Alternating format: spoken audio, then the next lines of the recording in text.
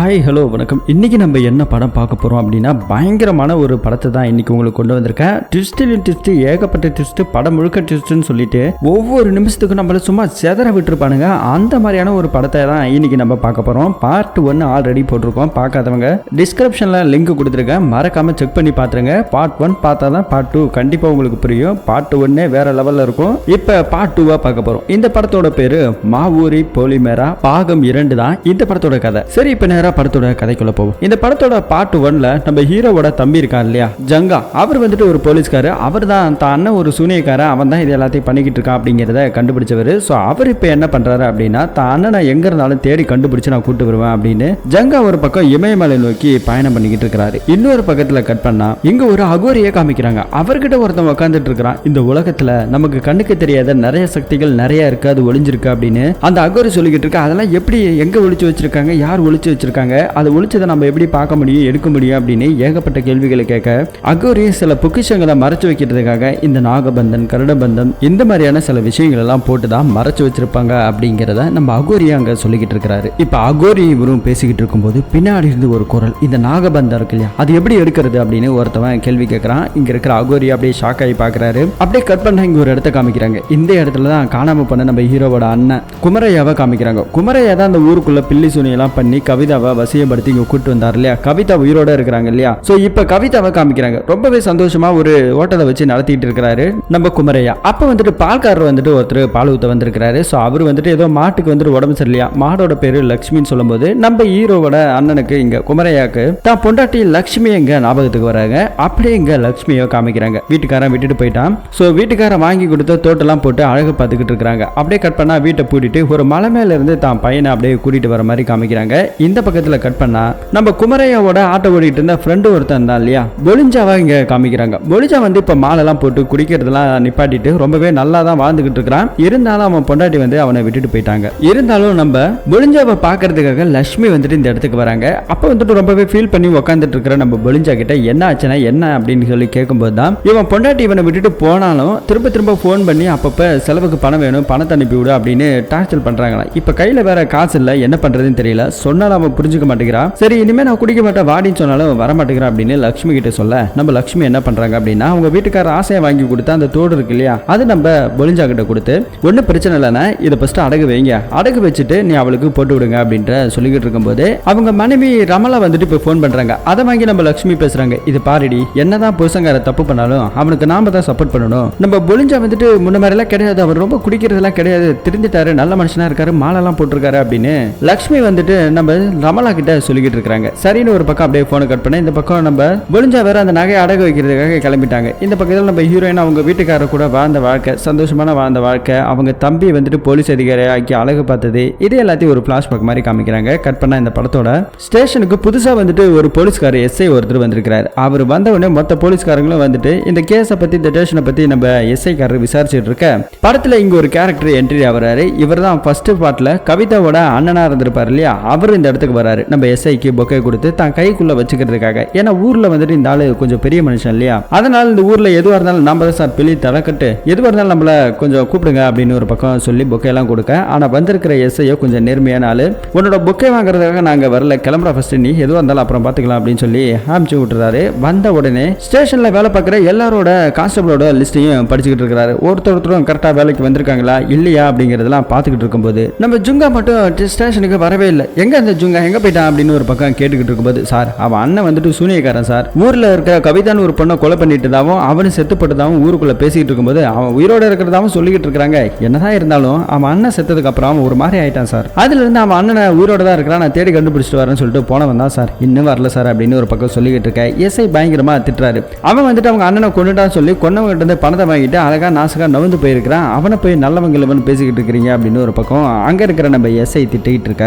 ஒரே ஒரு கான்ஸ்டபிள் மட்டும் நம்ம எஸ்ஐ கிட்ட சொல்றாரு, சார் நீங்க என்ன வேணா சொல்லுங்க சார், ஆனா நம்ம ஜுங்கா இருக்கான் பாத்தியா, அவன் ஒரு நேர்மையான போலீஸ்காரன் சார், வந்த முதல் நாள் அவன் முகத்துல எனக்கு அது தெரிஞ்சது, ஆனா அவனை வந்துட்டு ஒரு போலீஸ்காரனாவே மதிக்கல சார், காய்கறி வாங்குறது இப்படின்னு வேலை வாங்கிட்டு சார், மத்தபடி அவன் ரொம்ப நல்லவன் அப்படின்னு சொல்லிட்டு போறாரு. இதை கேட்ட நம்ம எஸ்ஐ கொஞ்சம் ஜுங்காவோட அண்ணன் கேஸ் எல்லாம் எடுத்து திரும்பவும் இன்வெஸ்டிகேஷன் பண்ணலாம் சொல்லி முடிவு பண்றதுக்காக ரெடி ஆகிட்டு இருக்காங்க. அப்படி வந்துட்டு ஃபர்ஸ்ட் தடவை விசாரிக்கணும்னா யாரு, இப்போ காணாம போன குமரையா என்ன ஆனாரு அவரை பத்தி தெரிஞ்சுக்கிறதுக்காக அவங்க வீட்டுக்கு போயிடறாங்க லட்சுமியை பார்க்கறது. பாக்குறதுக்காக.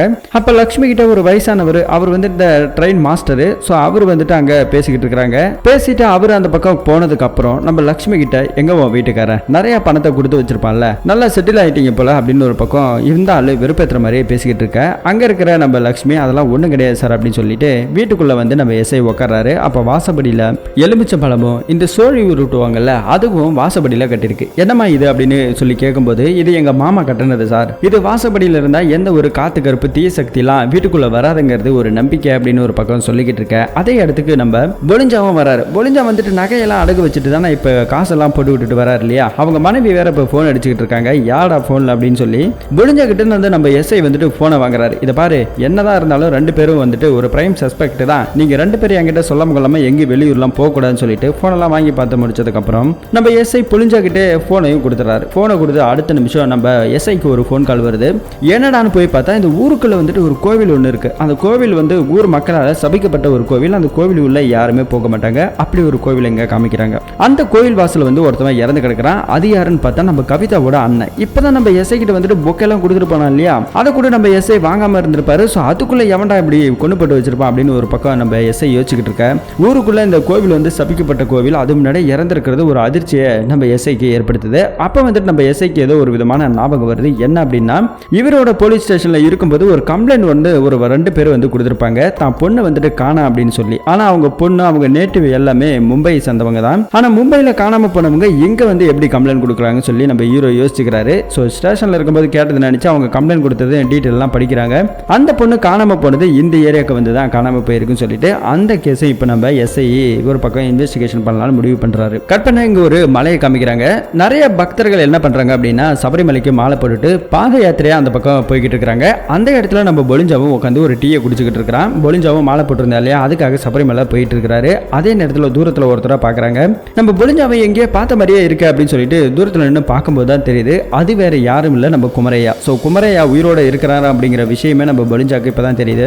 இருந்தாலும் நம்ம குமரையா இங்க வந்து என்ன பண்ணிக்கிட்டு இருக்கிறான், அவனுக்கு பின்னாடி இருக்கிற மர்மலாம் என்ன, அது வேற நம்ம ஜுங்கா வேற இருக்கான் இல்லையா, அவன் வேற ஏகப்பட்ட விஷயங்கள்லாம் சொல்லியிருப்பான். இந்த மாதிரி வந்துட்டு என் அண்ணன் தான் இதெல்லாம் பண்ணா அப்படிங்கிறத கண்டுபிடிக்கிறதுக்காக நம்ம பொலிஞ்சா வந்துட்டு பின்னாடியே போயிட்டு இருக்கிறான். குமரையாவும் ஏதோ ஒரு இடத்த தேடி போய்கிட்டு இருக்காங்க. ஒரு கட்டத்தில் நம்ம குமரையாவை மிஸ் பண்ணிடுறான் நம்ம பொலிஞ்சா. சரி அப்படின்னு சொல்லி ஒரு பட்டிக்கடியில் உட்காந்துருக்கும் போது, என்ன பொலிஞ்சா நல்லா இருக்கே அப்படின்னு ஒரு குரல் கேட்க, யாரடான்னு பார்த்தா நம்ம குமரையா தான். ஸோ பொலிஞ்சா நம்மளை ஃபாலோ பண்ணிக்கிட்டு வராங்கிறது குமரையாவுக்கு தெரிஞ்சிருக்கும். இருந்தாலும் குமரையா இப்போ அதெல்லாம் இன்னும் பெருசாக கண்டுக்காம நார்மலாக தான் பேசிக்கிட்டு இருக்கிறாரு. அப்போ வந்துட்டு நம்ம பொலிஞ்சா என்ன பண்றாரு அப்படின்னா, ஏன்டா குமரையா, உன்னை பத்தி என்னென்னமோ உன் தம்பி சொல்லிக்கிட்டு இருக்கிறான், எல்லாம் உண்மையா, நீ என்னடா பண்ணிக்கிட்டு இருக்க அப்படின்னு ஒரு பக்கம் பேசிக்கிட்டு இருக்க. ஊருக்குள்ள உன் பொண்டாட்டி பிள்ளைங்களை எவ்வளவு கஷ்டப்படுறாங்க தெரியுமாடா அப்படின்னு ஒரு பக்கம் சொல்ல, அதை எல்லாத்தையும் சரி பண்றதுக்காக தான் நான் இங்க வந்திருக்கிறேன் அப்படின்னு ஒரு பக்கம் நம்ம குமரையாவும் சொல்ல, இங்க வந்துட்டு ஒரு பிளாஷ்பேக் ஒன்று போகுது. என்ன அப்படின்னா, நம்ம குமரையாவோட பையன் வந்து ஸ்கூல்ல படிக்கிற மாதிரி காமிக்கிறாங்க. ஆனா அதே இடத்துக்கு நம்ம கவிதாவோட அண்ணன் வந்துட்டு வந்திருக்கிறான். கவிதாவோட அண்ணன் ஊர்ல ஒரு பெரிய மனுஷன். அவன் தங்கச்சியை கொன்னது யாரு, நம்ம குமரையா தானே. சுனியை வச்சு கொண்டுட்டான் அப்படிங்கிறதுக்காக, அவன் குடும்பத்தையே சீரழிக்கணுங்கிற ஒரே காரணத்துக்காக குமரையா பையன் ஸ்கூல்ல படிச்சுக்கிட்டு இருக்கான் இல்லையா, அவனையும் வந்துட்டு இனிமே இந்த பையன் இந்த ஸ்கூல்லையும் படிக்க கூடாது, இவன் வந்துட்டு இங்க வரவே கூடாது அப்படின்னு சொல்லி அடிச்சு அந்த பையனை வெளியே துரத்துறாங்க. அந்த பையனும் அழுதுகிட்டே நேரா இப்ப வீட்டுக்கு வரான். லட்சுமி இதை பார்த்துட்டு ரொம்பவே கண் கலங்கி நிற்கிறாங்க. அடுத்த கட்டமா பார்த்தா அந்த ஊரை விட்டு நம்ம லட்சுமி அவன் பையனை கூட்டிட்டு போறாங்க. போகும்போது பஸ்ல போகும்போது கூட நம்ம லட்சுமியோட காதுல ஒரு பக்கம் ரத்தம் வந்துகிட்டே இருக்கு. இது என்னன்னு தெரியல, நோட் பண்ணிக்கோங்க. இன்னொரு பக்கத்துல கட் பண்ணா இங்க வந்துட்டு ஒரு தொல்லியல் துறையை தான் காமிக்கிறாங்க. ரெண்டு பேரும் உட்கார்ந்து இருக்காங்க. ஏதோ சில விஷயங்களை பேசிக்கிட்டு இருக்காங்க. ஏதோ ஒரு பொக்கிஷம் ஒன்று இருக்குதா, அதை கண்டுபிடிக்கணுமா அப்படிங்கிற சொல்லிட்டு ஒரு மீட்டிங் ஒன்று ரெடி பண்ண சொல்றாங்க. அப்படியே கட் பண்ண இந்த பக்கத்துல நம்ம எஸ்ஐ காமிக்கிறாங்க. எஸ்ஐ வந்துட்டு ஒரு பாம்பே பொண்ணு ஒன்று காணாம போச்சு இல்லையா, அந்த பொண்ணை வந்துட்டு தேடி விசாரிச்சுக்கிட்டு இருந்தாரு. இப்ப அந்த பொண்ணை பத்தி ஒருத்தவன் ஆட்டோ டிரைவர் என்ன சொல்றான் அப்படின்னா, நான் வந்து அந்த பொண்ணு வந்துட்டு நைட்டு கிளம்பும் போது நான் பார்த்தேன், அந்த பொண்ணை கூட்டு பண்ணது வேற யாரும் இல்லை, நம்ம குமரையா தான் அப்படிங்கிற மாதிரி போலீஸ்காரர்கிட்ட அங்க இருக்கிற ஒரு ஆட்டோ டிரைவரை சொல்லிடுறாரு. இதை கேட்டு நம்ம எஸ்ஐக்கு இன்னும் கொஞ்சம் ஷாக் ஆகுது. ஸோ இப்போ இந்த கிட்னாப்பிங்ல பெருசா நம்ம தேடப்படுறது யார் அப்படின்னா குமரையா தான். ஸோ ஊர்ல விசாரிச்ச வரைக்கும் சரி, எல்லா தப்புகளுக்கு காரணம் பேர் அடிப்படையது ஒரே ஒருத்தர் பேரு, அது நம்ம குமரையா. இது ஒரு பக்கம் நம்ம எஸ்ஐ வந்து கிளாரிபிகேஷன் பண்ணிடுறாரு. இன்னொரு பக்கத்துல நம்ம குமரையாவும் நம்ம பொலிஞ்சாவும் ஒரு காட்டு பகுதியில் போய்கிட்டு இருந்தாங்க இல்லையா, அப்ப நம்ம குமரையா அங்க இருக்கிற அகோரிங்கள்ட்ட வழியை கேட்டு ஒரு பக்கம் போய்கிட்டே இருக்கிறாரு. இருட்டவும் ஆரம்பிக்குது. நம்ம பொலிஞ்சாக்கு இன்னும் கொஞ்சம் நம்ம குமரையாவை ஃபாலோ பண்ணி போறது என்னமோ சரியா படல. ஏன்னா அவன் ஒரு சூனியக்காரன். இதெல்லாம் இருக்க நம்ம பொலிஞ்சா வந்துட்டு பின்னாடியே நிக்கிறாரு. அப்ப நம்ம குமரையா என்ன பண்றாரு அப்படின்னா, சில ரத்தத்தை எடுத்துட்டு வந்து ஏதோ ஒரு மாந்திரிக பண்ற மாதிரி தெரியுது. அதை பார்க்கிற நம்ம பொலிஞ்சாக்கு இவன் தான் அந்த சூனியத்தெல்லாம் பண்றான் போல இருக்கு அப்படின்னு ஒரு பக்கம் யோசிச்சுட்டு ஏதோ ரத்தத்தெல்லாம் எடுத்து மேலெல்லாம் தடவிக்கிறான். என்னன்னே தெரியல. அதே நேரத்தில் அப்படியே நம்ம பொலிஞ்சா பொழிஞ்சா தூங்கிடுறான் போல. அடுத்த நாள் காலையில கண்முழிச்சு பார்க்க நம்ம குமரையா வந்துட்டு நார்மலா தான் இருக்கிறாரு, பீடி எல்லாம் குடிச்சுக்கிட்டு இருக்கிறாரு. எதுக்காகடா இதெல்லாம் பண்ணிக்கிட்டு இருக்க, ஏன்டா இப்படி பைத்தியக்கார மாதிரி செஞ்சுக்கிட்டு இருக்கிற அப்படின்னு சொல்லி கேட்கும்போது தான் நம்ம குமரையா ஒரு விஷயத்த சொல்ல ஆரம்பிக்கிறாரு. என்ன அப்படின்னா, குமரையா வந்து ஒரு நார்மலான ஒரு லைஃப் தான் வாழ்ந்துகிட்டு இருப்பாரு, ஒரு ஆட்டோ டிரைவர். அது நமக்கு எல்லாத்துக்குமே தெரியும். இருந்தாலும் நம்ம குமரையா தூங்கும் போதெல்லாம் அவரோட கனவுல ஏதோ ஒரு இடத்துல நிறைய தங்க பொக்கிஷங்கள் நிறைய கொட்டி கிடக்கிற மாதிரியும், அதை வந்துட்டு சில விஷநாகங்கள் பாதுகாக்கிற மாதிரியும் சில கனவுகள் நம்ம குமரையாக்கு வந்துகிட்டே இருக்கும். நம்ம குமரையாக்கு இதை பத்தி ஒன்றும் பெருசா தெரியல இல்லையா, அதனால நம்ம குமரையா என்ன பண்றாரு அப்படின்னா, சரி ஏதோ ஒரு கெட்ட கனவு தான் அப்படின்னு சொல்லிட்டு ஒரு பக்கம் போய்கிட்டு இருக்க. அப்ப அந்த ஊருக்குள்ள சபிக்கப்பட்ட அந்த கோவில் பக்கமா நம்ம குமரையாவும் போக ஆரம்பிக்கிறாரு. அப்ப போய் நிற்கும் போது அவர் முன்னாடி இருக்கிற ஒரு தகடு என்ன பண்ணுது அப்படின்னா, நேரா போய் அது கோவில் வாசல்ல இருக்கிற அந்த கதவுல ஒரு மேக்னெட் மாதிரி ஒட்ட ஆரம்பிக்குது. இரும்பு பொருளையே ஈர்க்கக்கூடிய ஒரு சக்தி படைச்ச கோவிலா அது இருக்குது. ஒரு மேக்னெட் கோவில் மாதிரி அந்த ஈர்ப்பு சக்தி அதுல இருக்குது. இதை பார்த்து நம்ம குமரையாக்கு ஒண்ணுமே புரியல. நம்ம குமரையாக்கு இதை கிளாரிபிகேஷன் பண்ணணும் அப்படின்னா தன்னோட மாமா தான் அவரு நிறைய சக்திகளை கத்து வச்சிருக்கிறார் இல்லையா, அவர்கிட்ட போயிட்டு இந்த விஷயத்தை பத்தி சொல்லும்போது, இதை பாரு அந்த கோவில்ல நிறைய ரகசியங்கள்லாம் இருக்குது, அதுல அந்த உனக்கு அந்த மாதிரி கனவு வருது அப்படின்னா அதை எடுக்கிறதுக்காக நீ தான் பிறந்தவன், அந்த கோவில்ல சில புதையல்கள் இருக்குது அப்படின்ற ஏதோ சில விஷயங்கள்லாம் நம்ம குமரையா கிட்ட அவரு சொல்லிக்கிட்டு இருக்கிறாரு. இன்னொரு பக்கத்துல கட் பண்ணா குமரையாவோட பழைய காலத்து பிளாஷ்பேக் தான் அப்படியே காமிக்கிறாங்க. ஒரு நாள் வந்துட்டு அவங்க மனைவி சாப்பாடெல்லாம் போட்டிருப்பாங்க. அவரு சாப்பிட்டுட்டு இருக்கும்போது ஒரு ஃபோன் கால் வந்துச்சு இல்லையா, அப்ப கூட ஊருக்குள்ள இருக்கிற ஒரு பொண்ணை இடிச்சிட்டானுங்க தானே நமக்கு காமிச்சாங்க. ஆனா அதுக்கு முன்னாடி நம்ம குமரையா ஒரு இடத்துக்கு போயிருக்கிறாரு. அந்த இடம் எதுன்னு பார்த்தா நம்ம மாமாவை சந்திக்கிறதுக்கு தான். நம்ம குமரையா கூப்பிட்டா ஒரு மாமா வந்துட்டு சில உண்மைகளை சொல்ல ஆரம்பிக்கிறாரு. நேத்து வந்துட்டு நீ பார்த்த இல்லையா, அது ஒரு சக்தி வாய்ந்த கோவில். அந்த காலத்துல கிருஷ்ணரை வந்துட்டு ரொம்பவே நேசிச்ச ஒரு மன்னர் பல வண்டி நிறைய தங்கங்களையும் வைரங்களையும் கற்களையும் எடுத்துட்டு வந்து அந்த கோவில்ல வச்சு மறைச்சு அதை பாதுகாக்கிறதுக்காக சில விஷ நாகங்களையும் சில விஷ செடிகளையுமே அதுங்க பாதுகாத்துக்கிட்டு இருக்குது. அது மட்டும் இல்ல, அந்த தங்கத்தை எடுக்கணும் அப்படின்னா, அந்த புதையலை நீ எடுக்கணும் அப்படின்னா உன்னை நேசிச்ச ஒருத்தவங்களுக்கு உயிர் நரபலி கொடுக்கணும், அது கொடுத்தா மட்டும்தான் அதெல்லாம் எடுக்க முடியும் அப்படின்ற மாதிரி ஒரு பக்கம் நம்ம குமரையா கிட்ட அவங்க மாமா இதெல்லாம் சொல்லிக்கிட்டு இருக்கிறாரு. அதை எடுக்கிறதுக்கான தகுதி எல்லாமே உனக்கு இருக்கு அப்படிங்கிறதையும் குமரையா கிட்ட சொல்லவா ஆரம்பிச்சிருக்கிறாரு. அதுக்கப்புறம் தான் அந்த ஊருக்குள்ள நடந்த அந்த ஸ்டேஷன் பிரச்சனைக்கு நம்ம குமரையாவும் போயிருப்பாரு. அதுக்கப்புறமா இந்த நடந்த கதை எல்லாத்தையுமே தான் ஃப்ரெண்டுக்காரங்கிட்ட இந்த பக்கம் சொல்லிக்கிட்டு இருக்கிறான். சொன்னது மட்டும் இல்லாம உன் குடும்பம் என்ன மாதிரி நிலைமையில இருக்குது தெரியுமா அப்படின்னு சொல்லி நம்ம பொலிஞ்சா சொல்ல ஆரம்பிக்கிறான். இப்போ பொலிஞ்சா பிளாஷ்பேக்ல என்ன ஆச்சு அப்படின்னா, குமரையா விட்டுட்டு போனதுக்கு அப்புறம் ஒரு நாள் வந்துட்டு லட்சுமி என்ன பண்றாங்க அப்படின்னா, தான் பையனை கூப்பிட்டுக்கிட்டு நேரா வந்துட்டு சொந்தம் இருக்கிறது மாமா மட்டும் தானே, அவரோட வீட்டுக்கு போறாங்க, அவருக்கே சமைச்சு கொடுக்குறாங்க. தான் பையனுமே அங்கிருந்து தான் வளர்த்துக்கிட்டு இருக்காங்க. என்னதான் இருந்தாலும் உன்னை பிரிஞ்சு அவர் ரொம்பவே கஷ்டப்பட்டுக்கிட்டு இருக்கா அப்படின்னு சொல்லி நம்ம பொலிஞ்சா வர நம்ம குமரையா கிட்ட சொல்லிக்கிட்டு இருக்கிறான். இன்னொரு பக்கத்துல நம்ம பொலிஞ்சா, நீ கவிதாவை கூட்டிட்டு வந்தல, நல்லபடியா வாழ்றல்ல, அப்ப அவளை நரபலி கொடுக்கறதுக்காகவும் அந்த தங்கத்தை எடுக்கிறதுக்காகவும் அதுக்காக மட்டும் தான் நீ கூட்டு வந்திருக்கியா அப்படின்னு ஒரு பக்கம் கேட்டுக்கிட்டு இருக்கதா இங்க ஒரு பிளாஷ்பேக் திரும்ப போகுது. என்ன அப்படின்னா, காதலியா ஆட்டோல வரும்போது தான் கூப்பிட்டு வந்திருப்பாரு இல்லையா, அப்ப கூப்பிட்டு வந்ததுக்கு அப்புறம் நம்ம கவிதாவை கோவிலுக்கு போகும்போது திரும்ப கூப்பிட்டு பேசியிருப்பாரு. பேசிக்கிட்டு இருக்கும்போது நீ எப்படி இருக்கிற அப்படின்னு சொல்லி நம்ம குமரையா அவங்க காதலி கவிதா கிட்ட கேட்க, நான் நல்லா தான் இருக்கிறேன், என்னதான் இருந்தாலும் உன்னை மட்டும் மறக்க முடியாது அப்படின்னு ஒரு பக்கம் நம்ம கவிதா சொல்ல, என்ன உனக்கு பிடிக்குமா அப்படின்னு கேட்க, பிடிக்கும், என்னதான் இருந்தாலும் எனக்கு கல்யாணம் ஆயிடுச்சுல அப்படின்னு சொல்லிட்டு போவோம். இது நம்ம குமரையாவுக்கு பிளஸ் ஆகுது. என்ன அப்படின்னா, நரபலி கொடுக்கணும் அப்படின்னா கண்டிப்பா நம்மள நேசிக்கிற ஒரு ஆள் தேவை இல்லையா, அப்படி நரபலியை கொடுக்கறதாக தேர்ந்தெடுக்கப்பட்டவங்க தான் நம்ம கவிதா. இது நம்ம ஹீரோ பிளஸ் ஆகிக்கிட்டு நேரா அதுக்கப்புறம் அந்த கோவில்ல போயிட்டு பாக்குறாரு. கோவில்ல போயிட்டு எந்த இடத்துல அந்த தங்கத்தை கிடைக்கும் அப்படின்னு சொல்லி ஆராய்ச்சி எல்லாம் பண்ணலாம்னு சொல்லி போகும்போது தான் இங்க நம்ம குமரையாக்கு இன்னும் ஒரு ட்விஸ்ட் காத்துக்கிட்டு இருக்கு. என்ன அப்படின்னா, அதே ஊருக்குள்ள மைனர் குஞ்சு ஒருத்தர் இருந்தான் இல்லையா, அவன் வந்துட்டு அவனோட பொண்ணு வந்துட்டு சும்மா அழகா ஒண்ணு இறங்கி இருக்கும். ஆனா அது வந்துட்டு இவனோட பொண்ணே கிடையாது. அந்த பொண்ணுகிட்ட அதே கோவில்ல கொஞ்சம் தப்பா நடந்துக்கலாம்னு முயற்சி பண்றான். ஆனா அந்த நேரம் பார்த்து நம்ம குமரையா வர சத்தம் போட்டுறாரு, யாரும் இந்த கோயிலுக்குள்ள இருக்கிறாங்க அப்படின்னு சொல்லி அந்த பொண்ணு சொல்ல, ஒரு பக்கம் மைனர் குஞ்சு தேடிட்டு வர நம்ம ஹீரோ மட்டும் அங்க இருந்து தப்பிச்சு வந்துடுறாரு. அதுக்கப்புறம் நம்ம குமரையா வந்துட்டு ஒரு ஏவல ஒண்ணு ஏவி வர்றாரு. என்ன அப்படின்னா, அங்க பார்த்த பொண்ணு அது நம்ம மைனர் குஞ்சோட பொண்ணே கிடையாது, அது வந்துட்டு இந்த கோவில ஆராய்ச்சி பண்றதுக்காக வந்த ஒரு பொண்ணுங்கிறத நம்ம குமரையா அங்க ஒளிஞ்சு நின்று பார்த்தார் இல்லையா, அதுக்காக அந்த பொண்ணை தான் வசியப்படுத்தணுங்கிறதுக்காக அந்த கோவில்ல இருக்கிற புதையில தெரிஞ்சுக்கணும் அப்படின்னா அந்த பொண்ணோட உதவி நமக்கு தேவை அப்படிங்கிறதுக்காக ஒரு ஏவல ஒண்ணு ஏவி விடுறாரு. அதுதான் அந்த ரேணுகா அவதாரம். சோ அந்த ரேணுகா அவதாரத்தை ஏவி விட்டு அந்த பொண்ணு அன்னைக்கு நைட்ல நம்ம குமரையா கூட்டிட்டு போயிருப்பாரு. அப்பதான் அதை ஒரு ஆட்டோ டிரைவர் பார்த்து நம்ம எஸ்ஐ கிட்ட சொல்லியிருப்பாரு, இதுதான் நடந்திருக்கும். அதுக்கப்புறமா திரும்ப நம்ம கவிதை வந்து வயிற்று வலியால ஹாஸ்பிட்டல் அட்மிட் ஆயிருப்பாங்க.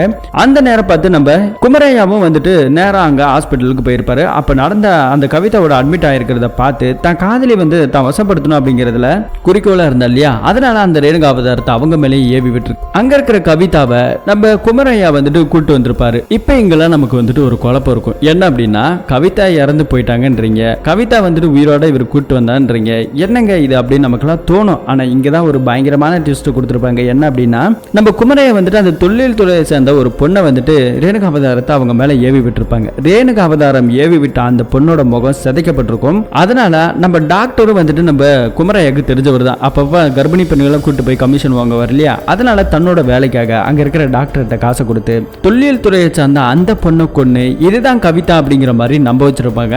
அந்த சொந்தக்காரங்களுக்கும் முகம் செதஞ்சு போனதால ஒன்னும் பெருசா ஐடென்டிஃபை பண்ண முடியல, உடம்பு சுத்தி கட்டி விட்டாங்க. அதே நேரத்தில் இந்த பக்கத்துல கவிதாவை உயிரோட கூட்டு வந்திருக்கிறாரு நம்ம குமரையா. அவங்க மாமா கிட்டே நடந்தது சொல்லிட்டாங்க. எனக்கு பிடிச்ச பொண்ணு, என்ன நேசிக்கிற ஒரு பொண்ணு அப்படின்னா கண்டிப்பா இது என்னோட கவிதா தான் அப்படிங்கிற மாதிரி சொன்னதால இப்ப ரெண்டு பேரும் ஒரு யாகத்தை பண்ணிக்கிட்டு இருக்காங்க. அப்படி பண்ணிக்கிட்டு இருக்கும்போது நம்ம குமரையாவை சுத்தி ஒரு கழுகு ஒண்ணு பறந்துகிட்டு இருக்கு. அவங்க மாமா வந்து நல்லபடியா இந்த பூஜை எல்லாம் முடிக்கிறாங்க. என்னதான் இருந்தாலும் நீ காலைல வா, உனக்காக கவிதா காத்துக்கிட்டு இருப்பா ரயில்வே ஸ்டேஷன் அப்படிங்கிற மாதிரி மாமா சொல்லிட்டு நீ கிளம்பலாம் அப்படின்னு சொல்லி அவங்களே அனுப்பிச்சு விட்டுறாங்க. அதுக்கப்புறம் தான் கவிதா தன் தங்கச்சி இறந்து போயிட்டா அப்படிங்கிறதுக்காக அவங்க அண்ணன் இறுதி சடங்கெல்லாம் பண்ணியிருப்பாங்க.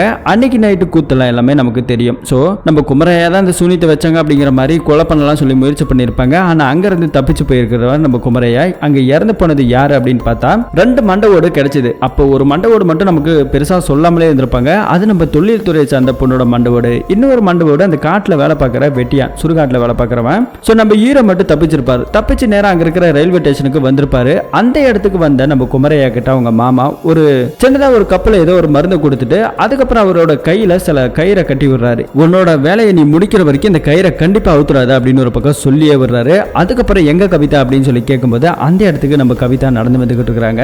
அதை பார்த்து நம்ம குமரையாக்கு ஒண்ணுமே புரியல. தான் ஆசைப்பட்ட பொண்ணு, ஆசைப்பட்ட தங்கத்தை எடுக்கிறதுக்காக தான் ஆசைப்பட்ட பொண்ணு இப்ப பலிகாடா கொடுக்க போறாங்க அப்படிங்கிற ஒரு சந்தோஷத்துல குமரையா அந்த பொண்ணை கூட்டிட்டு ட்ரெயின்ல ஏற ஆரம்பிக்கிறாரு. அதுக்கப்புறம் தான் வந்து ஒரு நல்ல இடத்துல இருந்து 2 பேரும் குடும்பம் நடத்திருப்பாங்க, சந்தோஷமா வாழ்ந்துகிட்டு இருந்திருப்பாங்க. இது ஒரு பக்கம் போவ இப்ப இந்த பக்கம் தொழில் துறையில தான் காமிக்கிறாங்க. இந்த மாதிரியான கோவில்ல நிறைய இடத்துல தங்கங்கள் இருந்தாலும் நம்ம குமரையா தங்கி இருக்கிற அதே ஊருக்குள்ள ஏகப்பட்ட தங்கங்களை பதுக்கி வச்சிருக்கிறதாவும் அங்க இருக்கிற ஒரு பொண்ணு ஐடென்டிஃபை பண்ணி சொல்லிக்கிட்டு இருக்காங்க. ஆனா அப்படி அந்த கோவிலுக்குள்ள நம்ம ஈஸியா போயிட முடியாது. அந்த கோவில் வந்துட்டு சாமி வந்துட்டு ஒத்த காலில் நிக்குது அப்படிங்கிறதுக்காக அங்க இருக்கிற ஊர் மக்கள் எல்லாருமே புறக்கணிச்சிருக்கிறாங்க. இருந்தாலும் அந்த ஊர்ல இருக்கிற பெரிய மனுஷன் யார் அப்படின்னு பார்த்தா நம்ம மைனர் குஞ்சு தான். அவனை கூப்பிட்டு இந்த தொழில் துறையை சேர்ந்தவங்க எல்லாரும் என்ன சொல்றாங்க அப்படின்னா, அந்த கோவில்ல வந்துட்டு நீ எங்களுக்காக ஒரு உதவி செய்யணும், ஒன்றும் பண்ண வேணாம், நீ உள்ள கூட்டிட்டு போய் எங்க ஆளுங்க ஒருத்தவங்க கூட வருவாங்க, அவங்க எல்லாத்தையும் பார்த்துக்கோங்க, கடைசி வரைக்கும் நீ கூட இருந்தீங்கன்னா உனக்கு ஒரு 30 கோடி ரூபாய் பணம் தரும் அப்படிங்கிற மாதிரி ஒரு பக்கம் சொல்லியிருப்பாங்க. இதுக்கு நம்ம ஆளு டீல் ஓகே பண்ணியிருப்பான். அதுக்கப்புறம் தான் அந்த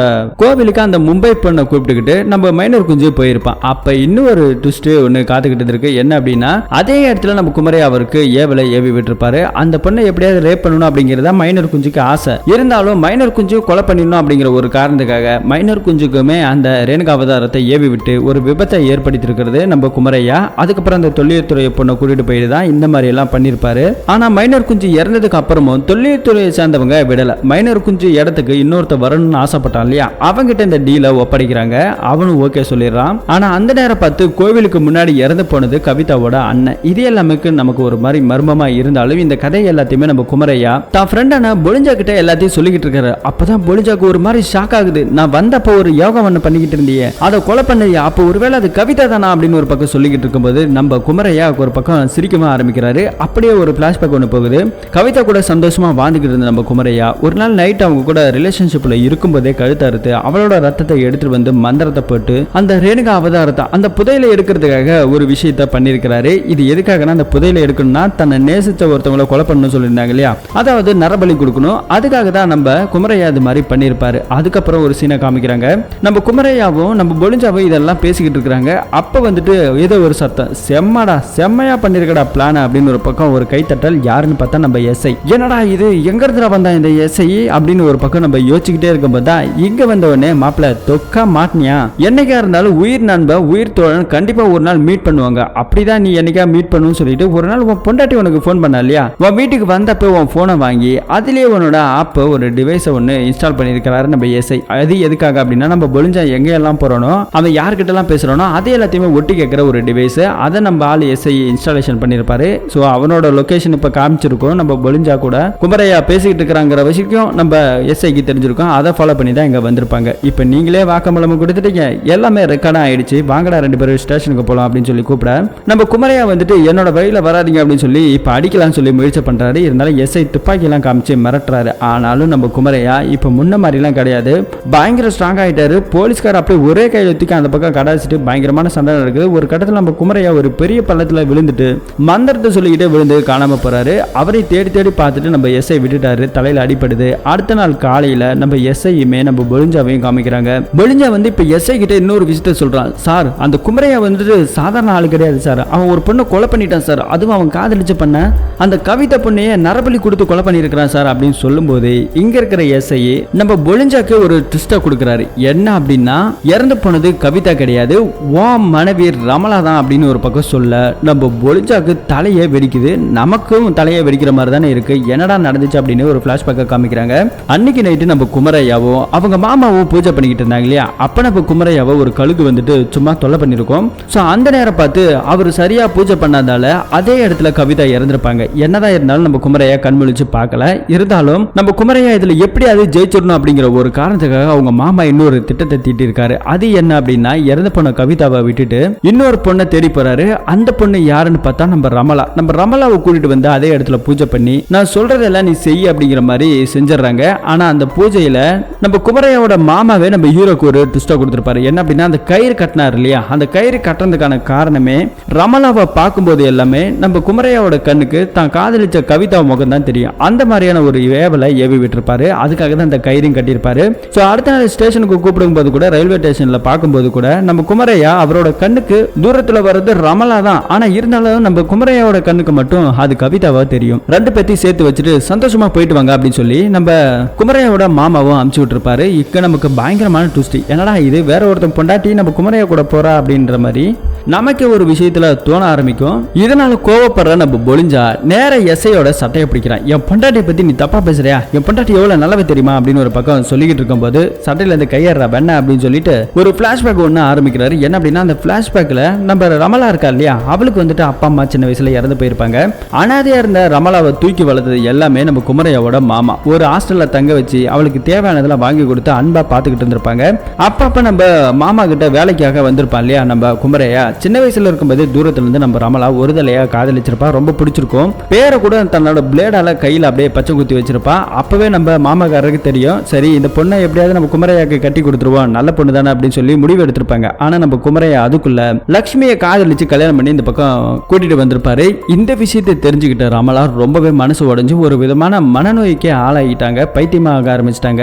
அப்ப வந்துட்டு குமரையோட மாமா ஒரு வாக்குறுதி கொடுத்திருப்பாரு. என்ன அப்படின்னா, என்னைக்கா இருந்தாலும் உன்னை குமரையாவை கூட சேர்த்து வைக்கிறேன் அப்படின்னு ஒரு பக்கம் சத்தியம் பண்ணியிருப்பாரு. அதனால நம்பி வழக்கம் போல நார்மலா இருப்பாங்க நம்ம ரமலா. அதுக்காக நம்ம மாமாக்காரர் என்ன பண்றாரு அப்படின்னா, உண்மையாலுமே மாமா வேலை பார்த்து நம்ம குமரையாவை தங்கி இருக்கிற அதே வீட்டு பக்கத்துல இருக்கிற நம்ம பொலிஞ்சாக்கு கல்யாணம் பண்ணி அதே இடத்துக்கு கூட்டு வந்திருக்கிறாரு. அப்ப கூட நம்ம ரமலாவோட கண்ணுல நம்ம குமரையா தான் தன்னோட காதலன் அப்படிங்கிற மாதிரி ஒவ்வொரு நிமிஷம் நினைச்சுதான் அவங்க கூட வாழ்ந்திருப்பாங்க.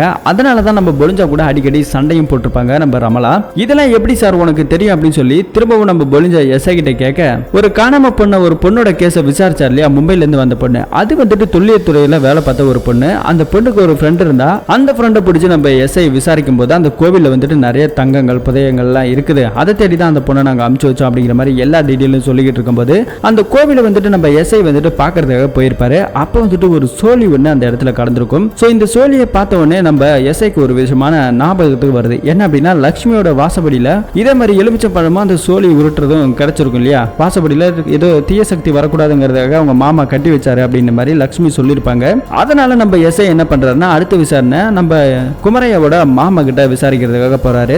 அப்படி விசாரிக்கும் போது தான் நம்ம எஸ்ஐ கிட்ட குமரையா அவங்க மாமா எல்லா டீட்டெயிலுமே சொல்லியிருப்பாரு. இவங்க இந்த பக்கம் பேசிக்கிட்டு இருக்க கற்பனை இந்த பக்கத்துல நம்ம குமரையாவை தான் காமிக்கிறாங்க. எல்லா பூஜையும் நல்லபடியா நடத்தி முடிச்சாச்சு. இப்ப அந்த புதையல் எடுக்கிறதுக்காக அந்த கோவிலுக்கும் வராரு. கோவிலுக்கு வந்து ஒரு பூஜையை பண்றாரு. அந்த பூஜை எதுக்காக அப்படின்னா, இந்த புதையலை எடுக்கும்போது அதை பாதுகாக்கிறதுக்காக இந்த நாகபந்தம் சொல்லிட்டு ஒண்ணு இருக்கு இல்லையா, அதை பாதுகாத்துக்கிட்டு இருக்க அந்த நாகங்களை தன்வசம் கட்டுப்படுத்துறதுக்காக இந்த பூஜை பண்ணி அந்த கோவிலுக்குள்ள இருக்கிற பல ஆயிரக்கணக்கான நாகங்களை வெளியே வர வைக்கிறாரு. அந்த நாகங்கள் எல்லாமே மயக்கம் போட்டு இவரோட கண்ட்ரோலுக்கு கொண்டு வராரு. கொண்டு வந்த அடுத்த நிமிஷம் ஒரு தீப்பந்தத்தை எடுத்துக்கிட்டு அந்த பக்கம் போய்கிட்டு இருக்கிறாரு. அப்போதான் நம்ம குமரையாக்கு ஒரு விஷயம் தெரியுது. அங்க இருக்கிற செவுத்துல அங்க இருக்கிற சங்கு கொஞ்சம் மினுமினுப்பா தெரியுது. அதை நோக்கி போகும்போது அதுக்கு கீழே ஒரு பெரிய பெட்டி இருக்கு. அந்த பெட்டியை திறந்து பார்த்தா ஒரு சுரங்கப்பாதையே போகுது. அதுக்குள்ள நம்ம குமரையாவும் போய்கிட்டு இருக்கிற ஏதோ ஒரு விஷயத்தை பார்த்து ஷாக் ஆகி நிற்கிறாரு. அடுத்த நிமிஷம் கட் பண்ணா இந்த பக்கத்துல நம்ம லக்ஷ்மியை தான் காமிக்கிறாங்க. தான் புருஷன் தன்னோட வாழ்க்கையை இழந்து இந்த பக்கம் தப்பிச்சுக்கிட்டு இருக்கிறாங்க தனிமையில. அப்படி தப்பிச்சுக்கிட்டு இருக்கிற நம்ம லக்ஷ்மி வாசலை பார்த்துக்கிட்டு இருக்கும்போது அதே இடத்துக்கு நம்ம குமரையா வந்து நிற்கிறாங்க. எப்படி இருக்கும், காணாம போனான்னு சொன்னாங்க, இறந்து போயிட்டு தான் சொன்னாங்க. தான் வீட்டுக்கார பார்த்தா கண்ணு முன்னாடி நின்னதை பார்த்து லக்ஷ்மி போயிட்டு கட்டி பிடிச்சு அழுக ஆரம்பிக்கிறாங்க. எங்க தான் போன, என்னை விட்டுட்டு போயிட்டியா அப்படின்னு ஒரு பக்கம் அழுக. சரி வா, நீ சாப்பிட்டியா இல்லையான்னு எனக்கு தெரியல, நான் சாப்பாடு எடுத்து வைக்கிறேன்னு சொல்லி சமைச்சு எல்லாம் நம்ம குமரையாக்கு கொடுக்குறாங்க. நான் உன்னை எந்த அளவுக்கு லவ் பண்றேன் தெரியுமா, உன்னை ஆசாசியா லவ் பண்ணி தான் நான் கல்யாணம் பண்ணேன், இந்த விஷயம் உனக்கே தெரியாது அப்படின்னு ஒரு பக்கம் சொல்லிக்கிட்டு இருக்கும்போது அதே நேரத்தில் நம்ம குமரையாவும் சாப்பிட்டுக்கிட்டு இருக்கிறாரு. சாப்பிட்டுக்கிட்டு இருக்கும்போது என்ன அந்த புதையல் தங்கத்தை எல்லாத்தையும் எடுத்துட்டியா அப்படின்னு சொல்லி கேட்கும்போது நம்ம குமரையாக்கு ஒரு நிமிஷம் ஷாக் ஆகுது. என்னடா இந்த விஷயம்லாம் எப்படா இவளுக்கு தெரிஞ்சது அப்படின்னு நமக்கே ஒரு நிமிஷம் தோணும் போது ஒரு பிளாஷ்பேக் ஒன்று காமிக்கிறாங்க. நம்ம லக்ஷ்மி வந்துட்டு அவங்க மாமா வீட்டுக்கு ஒரு தடவை போயிருப்பாங்க, சமைச்சு எல்லாம் கொடுத்துருப்பாங்க. அப்பதான் வந்துட்டு நீங்க தானே என் வீட்டுக்காரனை அமுச்சு வச்சிங்க, என்கிட்ட இருந்து மறைச்சு வச்சுட்டு பிரிச்சு வச்சுட்டீங்களே அப்படின்னு சொல்லும் போது தான் அவருக்கு ஒரு நிமிஷம் ஷாக் ஆகுது. இந்த விஷயம் உனக்கு எப்படிமா தெரியும் அப்படின்னு சொல்லி கேட்கும்போது அப்பதான் ஒரு நாள் வந்துட்டு லக்ஷ்மி கிட்ட ஒரு ரயில்வே ஸ்டேஷன் மாஸ்டர் ஒருத்தர் வந்து பேசிட்டு இருந்திருப்பாங்க இல்லையா, அவர் என்ன சொல்லியிருப்பாருன்னா, நேத்து வந்துட்டு உன் புருஷனை பார்த்தேன், அவ வந்துட்டு பக்கத்துல வீட்டுல இருக்கிற அந்த ரமலாவை கூட்டிட்டு தான் ஓடி போயிட்டாரு அப்படின்னு ஒரு பக்கம் பேசிக்கிட்டு இருப்பாரு. அதை வச்சுதான் நம்ம லக்ஷ்மிக்கு இந்த விஷயம் தெரிய ஆரம்பிக்கும். இருந்தாலும் நம்ம லக்ஷ்மிக்கு இதெல்லாம் ஒரு சந்தேகமா தான் இருக்கு. அதுக்காக தான் நம்ம பொலிஞ்சா வீட்டுக்கு வந்திருப்பாங்க. பொலிஞ்சா கஷ்டத்துல இருக்கான்னு சொல்லிட்டு கம்மலை கழட்டி கொடுத்து நீ வந்து காசாக்கி போடு அப்படிங்கிறதுக்கு காரணமே இதுதான். அவங்க போனதுக்கு அப்புறம் நம்ம பொலிஞ்சா வீட்டுக்குள்ள போயிட்டு நம்ம லக்ஷ்மி தேடி இருப்பாங்க. அவளோட பொட்டியில வந்துட்டு பழைய காலத்து போட்டோ ஒன்று இருக்கும். அந்த போட்டோல நம்ம குமரையாவோட மாமாவும் ரமலாவும் வந்துட்டு ஒன்னா இருக்கிற மாதிரி இருந்திருக்கும். ஏன்னா அந்த பொண்ணு தூக்கி வளர்த்து நம்ம குமரையாவோட மாமா தானே. ஸோ அந்த விஷயமா தான் நம்ம குமரையாவோட மாமாவை பார்க்கறதுக்காக போயிருப்பாங்க. சமைச்சு எல்லாம் கொடுத்துருப்பாங்க, சாப்பிட்டுட்டு இருப்பாரு. அந்த நேரத்தில் நீங்களே அமுச்சு விட்டு என் வாழ்க்கையை கெடுத்துட்டீங்க பார்த்தீங்களா அப்படின்னு சொல்லும்போது தான் அவன் மாமாக்கார் ஒரு விஷயத்த சொல்றாரு.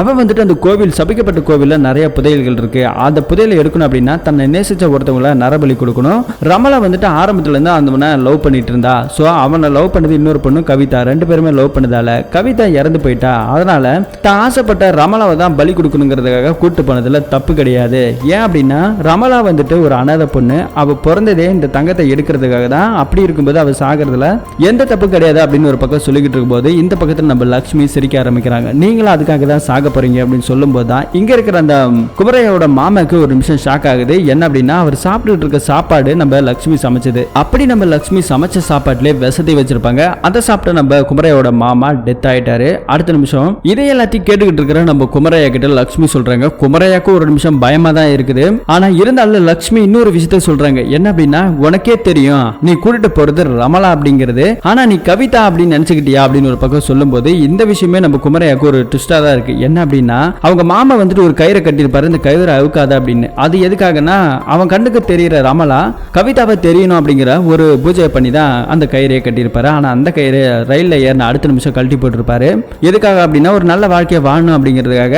ஆனாலும் திரும்ப தான் கண்ணுக்கு ரமலா தெரிஞ்சிருக்கிறா. ஸோ அப்ப ரமலாவும் நம்மளை காதல் வச்சிருக்கா அப்படிங்க தெரிஞ்சுக்கிட்ட நம்ம குமரையாவும் நமக்கு தேவை அந்த தங்கம், அதனால இவ்வளவு கொலை பண்ணாலும் தப்பு இல்லை அப்படிங்கிற ஒரு காரணத்துக்காக தான் நம்ம குமரையா அப்படி ஒரு முடிவு எடுத்திருப்பாரு. ஆனா இந்த விஷயம் லக்ஷ்மிக்கு எப்படி தெரியும் அப்படின்னா அதே ட்ரெயின்ல வந்துட்டு திருநங்கையா ஒரு அக்கா ஒருத்தவங்க போயிருப்பாங்க. அந்த அக்கா தான் நம்ம லக்ஷ்மி கிட்ட கூப்பிட்டு இந்த மாதிரி உன் புருஷன் அந்த ரமலாவை கூட்டிட்டு போனா அவங்க வந்துட்டு எங்க வெளியூர் போய் வாழ்றதா சொல்லிக்கிட்டு இருக்காங்க அப்படின்னு ஒரு பக்கம் அந்த திருநங்கை அக்கா தான் நம்ம லக்ஷ்மி கிட்ட சொல்லியிருப்பாங்க. இதெல்லாம் சொல்லிக்கிட்டு இருக்கும் போதே நம்ம குமரையாக்கு வாயில அப்படியே ரத்தம் கக்கறாரு. ஸோ இவன் சாப்பிட்ற சாப்பாட்டுலயே நம்ம லக்ஷ்மி விஷத்தை கலந்துட்டாங்க. நீங்க எல்லாம் படிச்சிருந்தீங்க அப்படின்னா கண்டிப்பா இது பின்னாடி நீங்க எல்லாம் போயிருக்க மாட்டீங்க. நீங்க எல்லாமே ஒரு தற்கூறிங்க. உங்களை மாதிரி என் பிள்ளையும் ஆயிடக்கூடாது. அவன் நல்லா படிப்பான், அவன் நல்லா பெரிய ஆளா வருவான், அதுக்கான நம்பிக்கை எனக்கு இருக்குது, அதுக்கான தைரியம் எனக்கு இருக்கு அப்படின்னு ஒரு பக்கம் சொல்லிட்டு நம்ம குமரையாக்கு கொடுத்த அதே சாப்பாடு எடுத்து நம்ம லக்ஷ்மியும் சாப்பிட ஆரம்பிக்கிறாங்க. ஸோ அழுதுகிட்டே தான் சாப்பிட்றாங்க. நான் உன்னை நம்பி வந்தேன், உன்னை நான் ரொம்பவே லவ் பண்ணேன், ஆனா என் பிள்ளைய பத்தி என்னை பத்தி நீ யோசிக்கவே இல்லை பத்தியா அப்படின்னு ஒரு பக்கம் சொல்லிக்கிட்டு இருக்கும்போது தான் இந்த பக்கத்தில் லக்ஷ்மி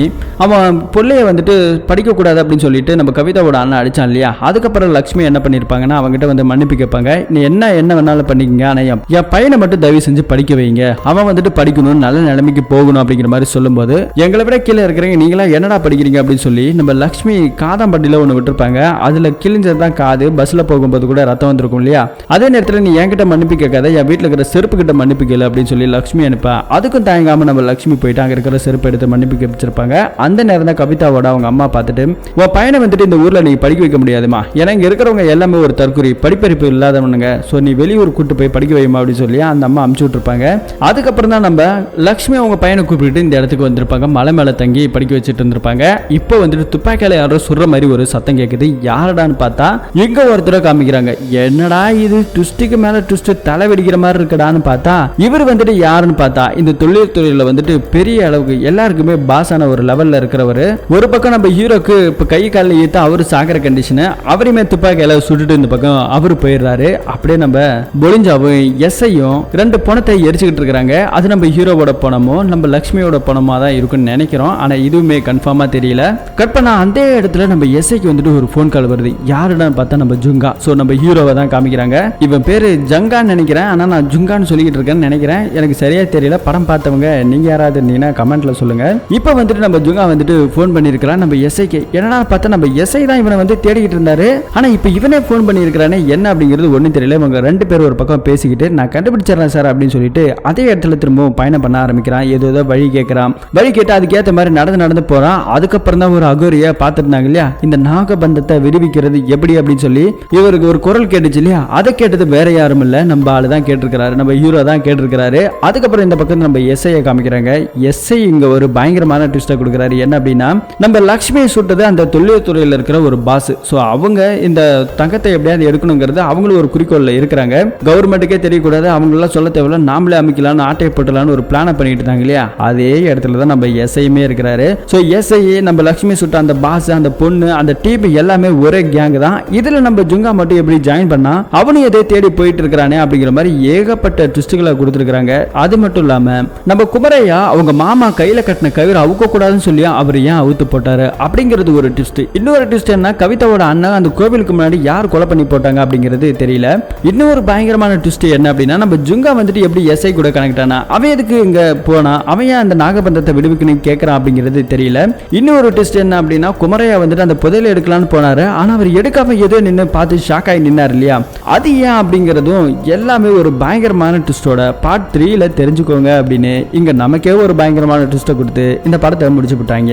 இனிமே ட்விஸ்ட்டை பார்க்கணும் அப்படின்னா கண்டிப்பா இந்த படத்தோட பார்ட் 3 வந்தாதான் நமக்கு தெரியும். ஆனா இது வேற லெவல் படங்க. உண்மையாலுமே இந்த அளவுக்கு ஒரு ஸ்கிரிப்டை எழுதி இந்த அளவுக்கு பயங்கரமான ஒரு படத்தை எடுக்க முடியுமா அப்படிங்கிறது நமக்கே ஒரு ஆச்சரியமா தான் இருக்குது. ஸோ உங்களுக்கு எப்படி இருக்கிறதுங்கிறத கீழே கமெண்ட் செக்ஷன்ல சொல்லுங்க. இந்த படம் எப்படி இருக்கு, நீங்க என்ன ரேட்டிங் கொடுப்பேன் அப்படிங்கிறத சொல்லிடுங்க. மீண்டும் ஒரு நல்ல படத்தோட கதையில சந்திப்போம். நன்றி, வணக்கம்.